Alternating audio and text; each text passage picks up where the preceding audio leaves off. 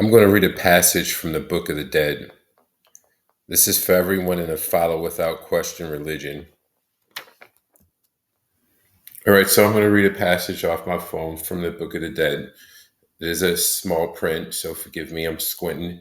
And then two, I will butcher some names. So here we go. The god Amen, his wife Mut, and the associate Kansu have nothing whatsoever to do with the Book of the Dead. But Amen, the first member of this great Theban triad, must be mentioned with the other gods, because he was usually identified with one or more of them. The name Amen means the hidden one. And the founding of the first shrine of the god recorded in history took place at Thebes during the 11th dynasty. From that time until the close of the 17th dynasty, Amen was the chief god of Thebes and nothing more. When, however, the last kings of the 17th dynasty had succeeded in expelling the so called Hyksos and had delivered the country from the yoke of the foreigner, their God assumed an importance unknown, and his priests endured to make his worship the first in the land. But Amen was never regarded throughout the entire country as a chief god, although his votaries called him the king of the gods.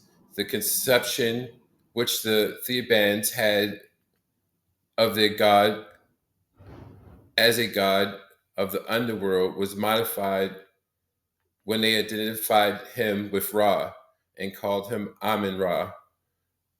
And speaking generally in that time of the 18th dynasty and onwards, the god became the personification of the mysterious creating and sustaining power of the universe, which in a material form was typified by the sun, which is the black sun. By degrees, all the attributes of the old gods of Egypt were ascribed to him, and the titles which among Western nations are given to God were added to those pantheistic epithets which among Amen had usurped. The following extracts from a fine hymn will set forth the views of the priesthood of Amen Ra concerning their God. Now, every day I have to hear people close out their prayers with this. Amen. Amen.